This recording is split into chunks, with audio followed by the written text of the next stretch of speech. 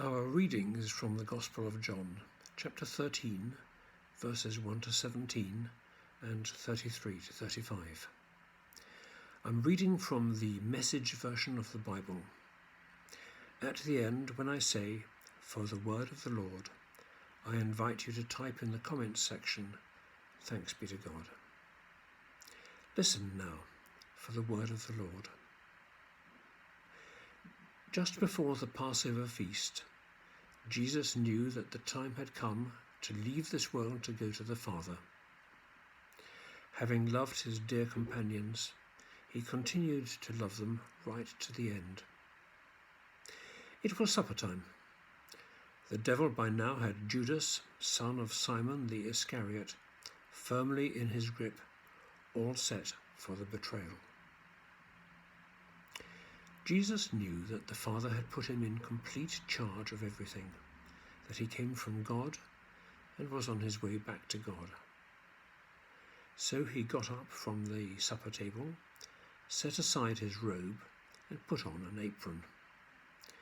Then he poured water into a basin and began to wash the feet of the disciples, drying them with his apron. When he got to Simon Peter, Peter said, "Master, you wash my feet?" Jesus answered, "You don't understand now what I'm doing, but it will be clear enough to you later." Peter persisted, "You're not going to wash my feet, ever." Jesus said, "If I don't wash you, you can't be part of what I'm doing." "Master," said Peter, "not only my feet then, wash my hands. Wash my head." Jesus said, "If you've had a bath in the morning, you only need your feet washed now, and you're clean from head to toe. My concern, you understand, is holiness, not hygiene. So now you're clean, but not every one of you." He knew who was betraying him. That's why he said, "Not every one of you." After he had finished washing their feet, he took his robe, put it back on, and went back to his place at the table. Then he said, "Do you understand what I have done to you? You address me as teacher and master, and rightly so. That is what I am. So, if I, the master and the teacher, washed your feet, you must now wash each other's feet.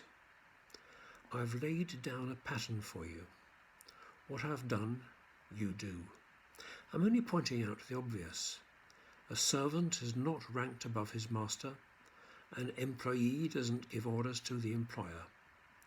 If you understand what I'm telling you, act like it and live a blessed life. Children, I'm with you only for a short time longer. You're going to look high and low for me, but just as I told the Jews, I'm telling you, where I go, you are not able to come. Let me give you a new command. Love one another. In the same way I loved you, you love one another.